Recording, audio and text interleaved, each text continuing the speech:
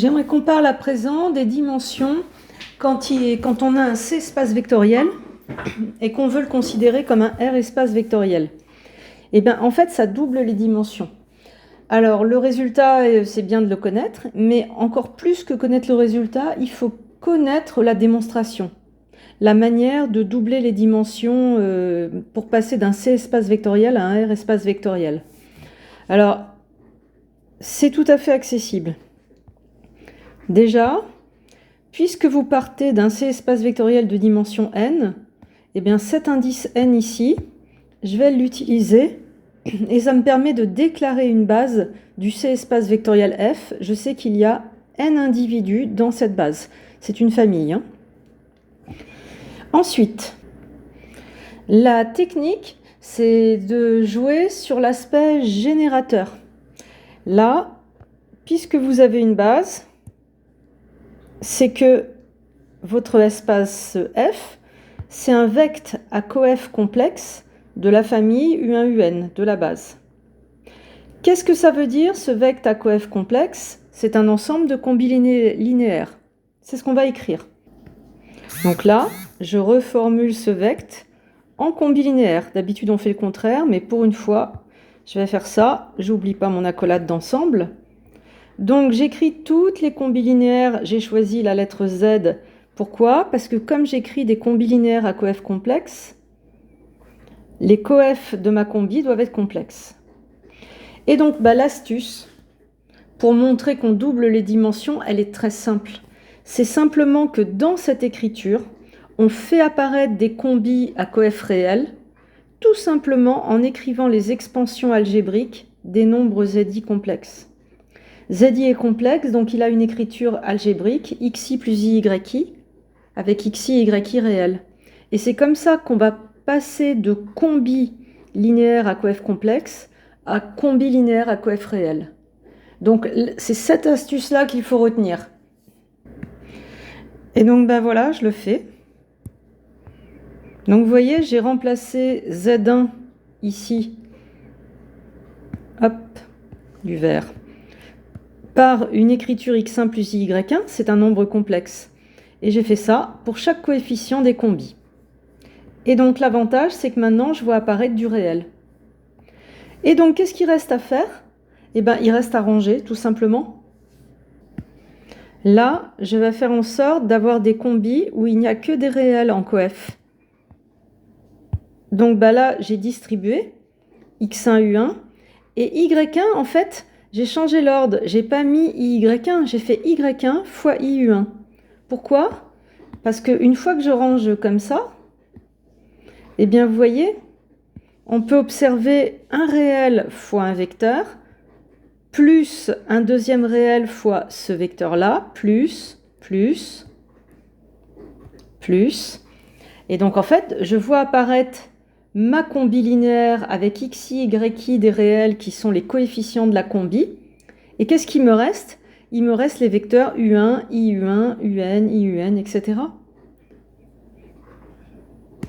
Donc là, en fait, j'ai plus qu'à observer.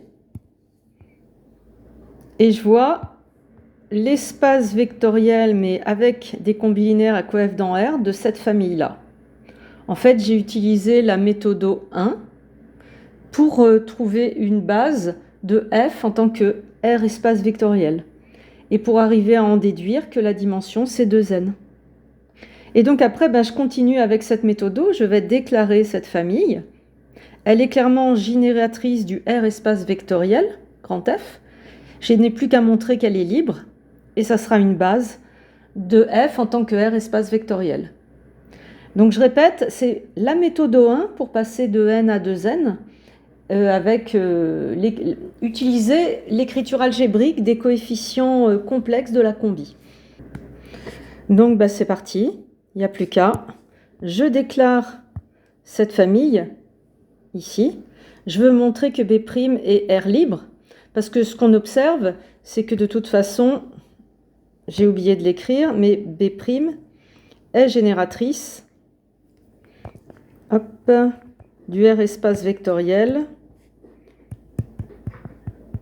J'observe B' génératrice du R espace vectoriel F.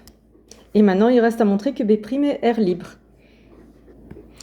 Je ne peux pas l'observer, donc j'écris l'équation comme d'habitude. Ça donne ça. 0 tilde, c'est le vecteur nul de F, je ne le connais pas. Les inconnus de cette équation, c'est les x, y, i, je sais qu'ils sont réels. Ben là, comme d'habitude, je vais ranger. Ici, la seule chose que je connais, c'est que la famille U1UN, elle est C libre. Donc en fait, je range en mettant en avant le rôle de U1UN là, vous voyez. J'ai rangé X1 U1 avec IY1 U1. Et donc, qu'est-ce que je vois apparaître ici? Eh bien, je vois apparaître une combinaison linéaire avec des coefficients complexes. Et c'est une combinaison linéaire des vecteurs U1, UN. Comme cette famille est C libre, j'ai le droit de dire que chaque coefficient ici vaut 0. Donc ben voilà, je le dis. Une fois que j'ai observé ma combi linéaire avec des coefs dans C, je dis qu'elle est C libre, et donc chaque coef ici vaut 0. Et ça, c'est des nombres complexes nuls. Vous savez bien que l'écriture algébrique, eh bien, ça donne x1 égale y1 égale à 0. C'est ce que je vous ai mis là. Comme les xi sont réels, on en déduit que ça vaut 0. Et donc, eh bien, B' est R libre. Elle est génératrice de F en tant que R espace vectoriel. C'est une base du R espace vectoriel F. Et on en déduit que dim F en tant que R espace vectoriel, c'est 2n. Donc bah, par exemple, C carré, eh bien, on sait que sa dimension en tant que C espace vectoriel, c'est 2, et sa dimension en tant que R espace vectoriel, ça va doubler, c'est 4. La dimension de C cube, c'est 3, et en tant que R espace vectoriel, c'est 6. Et si vous prenez la base canonique sur C de C carré, eh ben, ça va être les nombres E1, E2 usuels.